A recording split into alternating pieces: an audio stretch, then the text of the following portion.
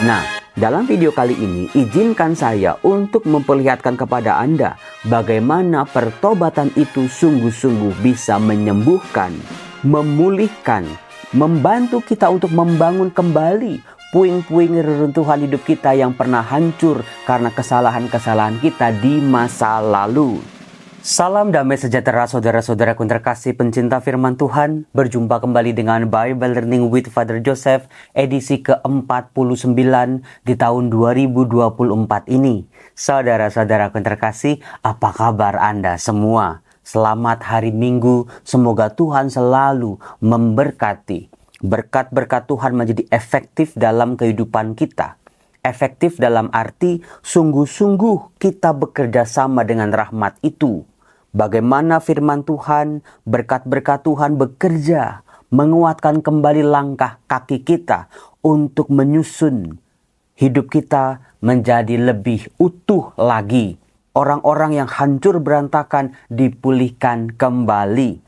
Kan kemarin, di video kemarin saya sudah menunjukkan 2 buah handphone yang akan menjadi hadiah bagi ulang tahun Bible Learning untuk Anda. Ini kan 2 saudara-saudara. Kalau saya tambahin 1 lagi, Anda setuju nggak? Coba tulis di kolom komen. Romo, nggak usah lah Romo, kami udah cukup kok dengar firman Tuhan. Atau, iya Romo, tambahin lagi Romo. Hayo saya mau lihat.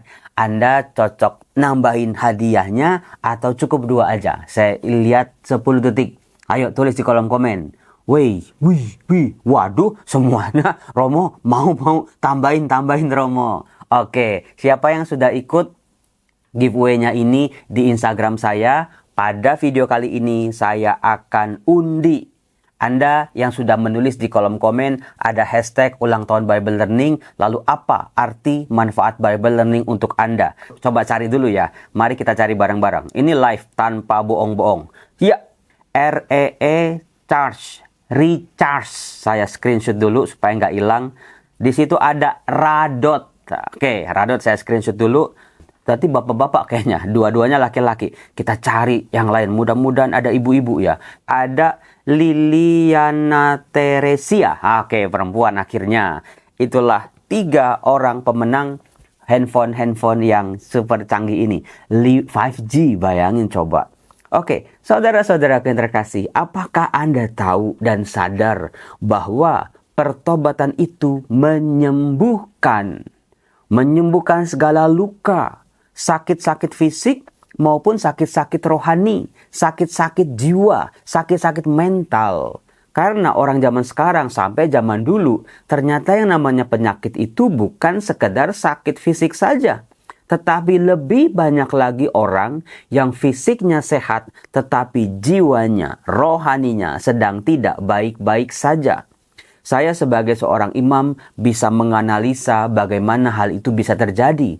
Kenapa ya Romo? Kok orang fisiknya sempurna, tapi kok mentalnya kok hancur?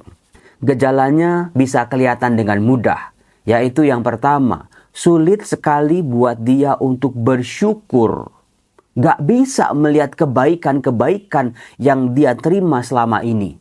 Semuanya negatif, semuanya jelek, semuanya berantakan, termasuk ketika dia melihat dirinya. Maka kalau Anda mulai ada gejala, lihat suami pokoknya udah jelek aja, lihat anak udah jelek aja, lihat istri udah jelek aja, lihat rumah tangga ada jelek, berantakan semuanya. Hati-hati di situ. Nanti lama-lama Anda jadi akut ini, kena penyakit rohaninya. Lalu yang kedua adalah seringkali menyalahkan orang lain. Segala sesuatu yang terjadi dalam dirinya selalu yang salah orang lain. Orang tuanya lah, pasangannya lah, anak-anaknya lah, rekan kerjanya lah, atau siapa-siapa, selalu yang salah orang lain. Tidak pernah berani melihat dirinya yang juga banyak boroknya, yang juga dia pernah melakukan kesalahan fatal, dia nggak serius dalam menjalani hidupnya, dia terlalu santai, dia tidak ada motivasi dalam hidup, dia tidak ada gambaran positif dalam hidupnya. Selalu semua orang salah. Hati-hati tuh. Lalu yang ketiga, orang-orang yang sakit rohani ini kalau dia berdoa, doanya selalu minta. Itu efek dari yang pertama dan kedua. Maka kalau dia berdoa, itu pun kalau masih bisa berdoa. Karena nanti kalau di level akut, di level parah, dia udah nggak mau berdoa lagi. Ketika dia berdoa, dia ke gereja, dia baca firman, dia selalu mencari apa yang bisa aku dapat. Hati-hati. Ketika doa, Tuhan tolong kasih ini, saya minta ini, minta ini. Nanti kalau Tuhan jawabnya lain, atau Tuhan tidak menjawab, makin parah lagi. Atau ketika baca kitab suci, apa nih yang bisa aku dapat, yang bisa aku dapat? Hati-hati saudara-saudara, hidup itu tidak selalu tentang bagaimana kita memiliki, tetapi juga hidup adalah bagaimana kita bisa memberi. Nah, itu dia, hati-hati dengan penyakit rohani ini.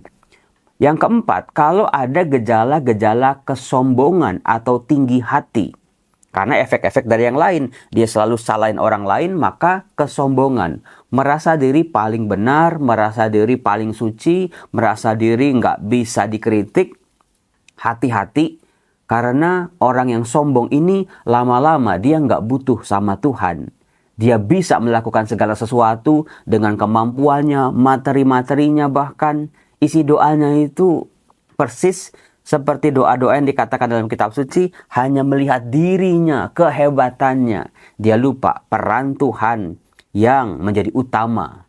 Seringkali orang yang di sini nih, yang kesombongan ini, Tuhan sebagai ya tempelan aja dalam hidupnya dia. Sebagai pelengkap aja. Tidak menjadi yang utama. Dengan kesombongannya ini, hati-hati dia bisa jatuh.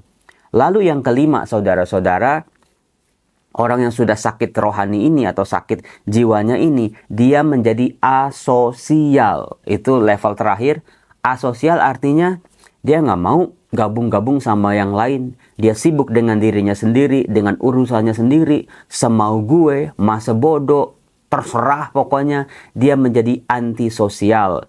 Bisa jadi akibatnya karena dia pernah dikecewakan, pernah dia dilukai, pernah dia disakiti, sehingga menimbulkan sebuah trauma. Sehingga kalau mau percaya lagi sama orang, mau jalin relasi lagi sama orang, itu dia langsung ada sebuah tameng yang akan membatasi dia untuk bisa berelasi lagi dengan orang lain.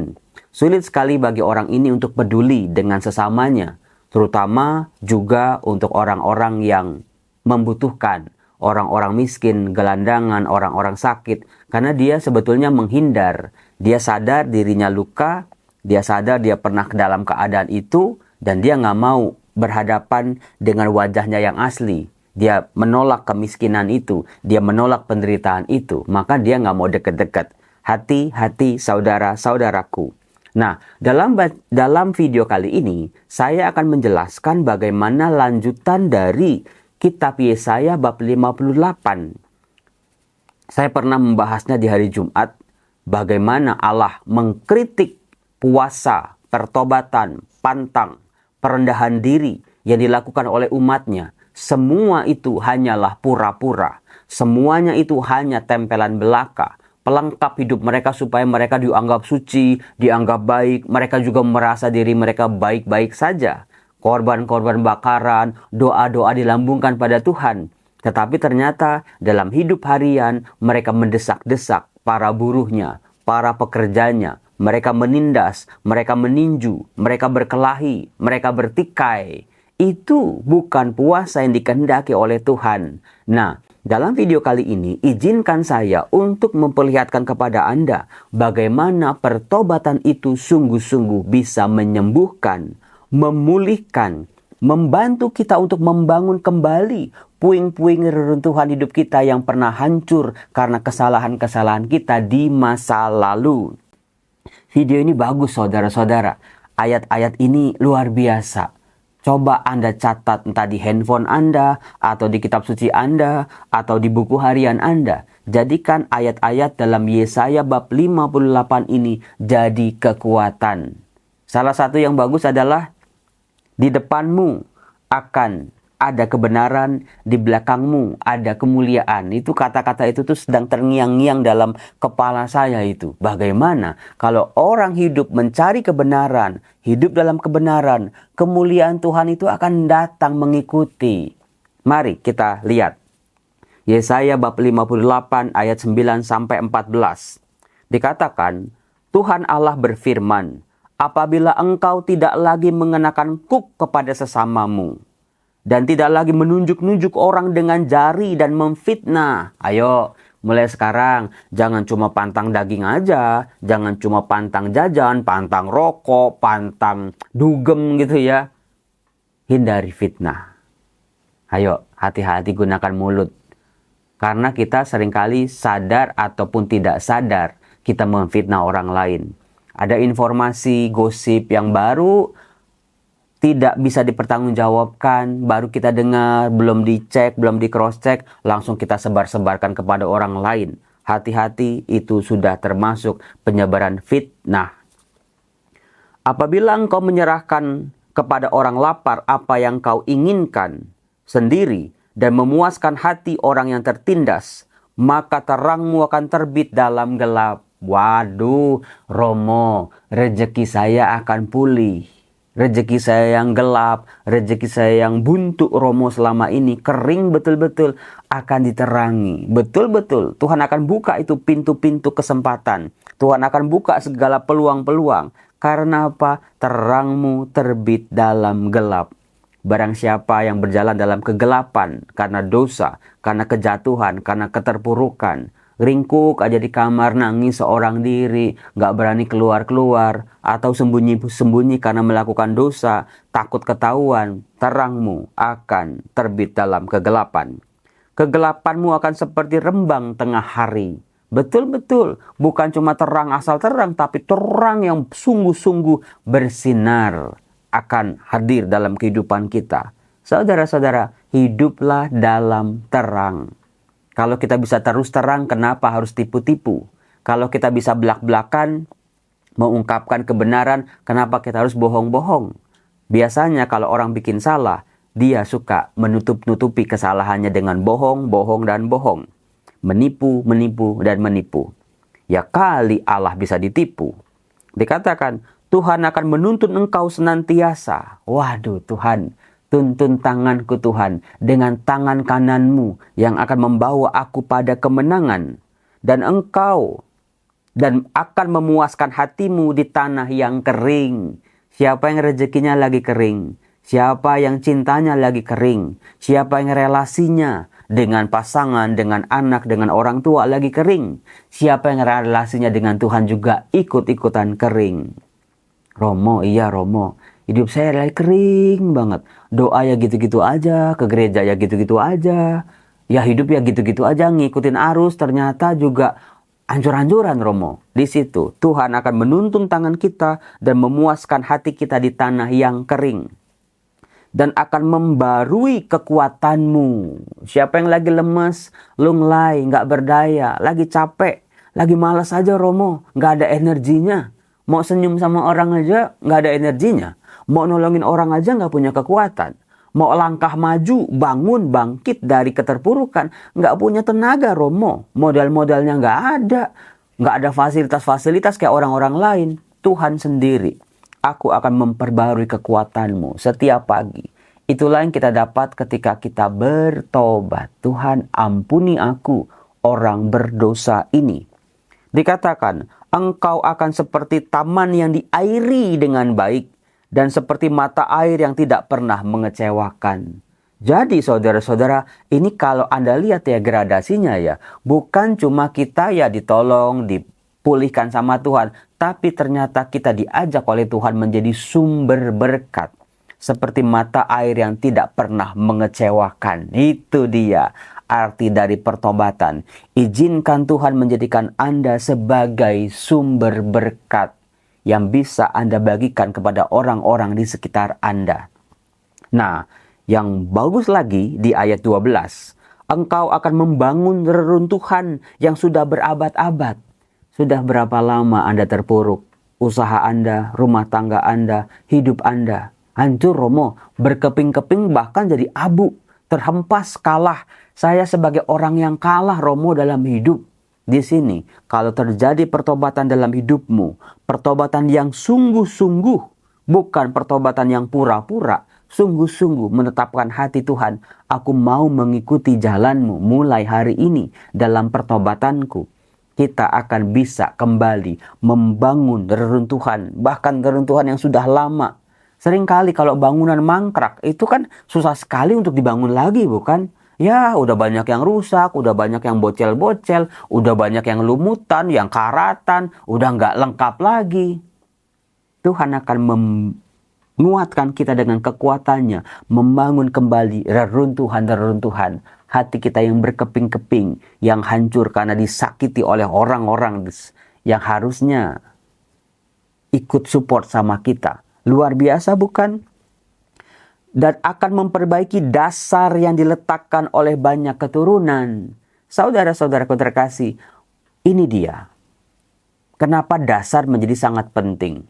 Pohon kelapa yang tinggi itu diterpa oleh angin, oleh badai, oleh gelombang, dia akan sangat kuat, tidak bergeming karena punya akar, punya dasar. Maka pertobatan itu nggak bisa instan juga. Karena penting buat kita, sebelum kita membangun ke atas, penting terlebih dahulu membangun dasarnya. Akar dari pertobatannya itu apa? Ini dia. Banyak orang, sakit kanker, terus sembuh, terus bertobat. Ya oke-oke aja, nggak ada salahnya. Tapi jangan lupa untuk membangun akar ke dalam. Nah biasanya ini kan kalau akar kita nggak pernah lihat. Pertumbuhannya kapan, gerakannya itu kemana, cabangnya berapa, sedalam apa. Kita nggak pernah lihat. Yang kita lihat kan yang dari tanah ke atas. Maka dari itu, pertobatan itu ke dalam ini cukup kita dengan Tuhan saja yang tahu. Gak perlu kita umbar-umbar ke orang lain. Bagaimana usaha keras kita, perjuangan kita mengalahkan si jahat ini, mengalahkan kelemahan ini untuk bangkit lagi. Itu cukup kita aja yang tahu. Orang lain mah gak perlu tahu. Tuhan tahu, Tuhan yang akan menguatkan. Maka dasar-dasar iman menjadi sangat penting. Pengetahuan iman, firman Tuhan, pemahamannya, pemaknaannya, saat teduh, doa-doanya, Ekaristi Kudus, komuni kudus yang kita terima, itu akar-akar. Meskipun progresnya nggak kelihatan-kelihatan banget, Romo. Kita tiap minggu ke gereja, Ekaristi kayaknya gitu-gitu aja. Kita sedang membangun akar, dasar pertobatan kita. Kalau akarnya sudah jadi, tumbuhnya juga akan bagus dan akan sangat kuat. Tidak mudah terombang-ambingkan, tidak mudah untuk terkecoh, apalagi tumbang. Dikatakan, engkau akan disebut yang memperbaiki tembok yang tembus. Ini sebuah ungkapan ejekan sebetulnya ya. Ketika tembok-tembok Yerusalem dihancurkan oleh orang-orang Babel. Pertahanan yang kuat akhirnya hancur juga oleh musuh. Karena orang-orang Israel menjauh dari Tuhan. Nah, kalau terjadi pertobatan, kita akan disebut orang-orang yang bisa membangun kembali tembok-tembok yang sudah tembus, yang sudah dihancurkan. Artinya apa? Bangun kembali pelindungan kita. Perlindungan kita dalam nama Tuhan yang menciptakan langit dan bumi. Itu dia. Tuhan lindungi hidupku. Betul-betul. Jaga aku di kiri kananku. Dengan malaikat-malaikat pelindungmu. Dengan kuasamu jagalah aku dari segala yang jahat. Tembok rohani betul-betul. Yaitu doa, puasa, amal kasih. Tembok-tembok rohani nggak kelihatan sih. Ya kita doa juga orang lain nggak perlu tahu. Puasa kita orang lain juga nggak perlu tahu. Amal kasih kita juga orang lain nggak perlu tahu. Maka bangunlah tembok rohani ini. Betul-betul akan menyembuhkan dan memulihkan. Dikatakan, yang membetulkan jalan supaya tempat itu dapat dihuni. Membangun jalan. Kalau dulu jalan kita acak-acakan, kalau dulu jalan kita malah menjauh dari Tuhan, sekarang bangun jalan yang baru. Jalan menuju keselamatan. Anda tahu siapa jalan dalam hidup kita? Tuhan Yesus Kristus sendiri. Dengan ajaran kasih-Nya, dengan perbuatan-perbuatan yang ditunjukkannya pada kita. Yang secara nyata bisa kita lihat, bisa kita dengar. Itulah jalan menuju Bapa. Dikatakan, apabila engkau tidak menginjak-injak hukum Sabat dan tidak melakukan urusanmu pada hari kudusmu. Saudara-saudaraku yang terkasih. Dari aneka macam pemulihan demi pemulihan itu, Tuhan akan membawa kita ke puncak kehidupan kita. Dikatakan, Aku akan membuat engkau melintasi puncak-puncak bukit di bumi dengan kendaraan kemenangan. Aku akan memberi makan engkau dari milik pusaka Yakub bapa leluhurmu, sebab mulut Tuhanlah yang mengatakannya. Betul-betul kayak lagu Akademi Fantasi Indosiar ya. Menuju puncak, melihat cahaya. Pelan-pelan Tuhan akan membawa kita ke puncak-puncak kehidupan kita. Bukan cuma karir, bukan cuma gaji, bukan cuma jabatan, bukan cuma kesuksesan saja, tetapi betul-betul puncak kehidupan kita. Apa itu? Biar Tuhan yang tahu, Tuhan yang menunjukkan pada kita di mana puncak itu.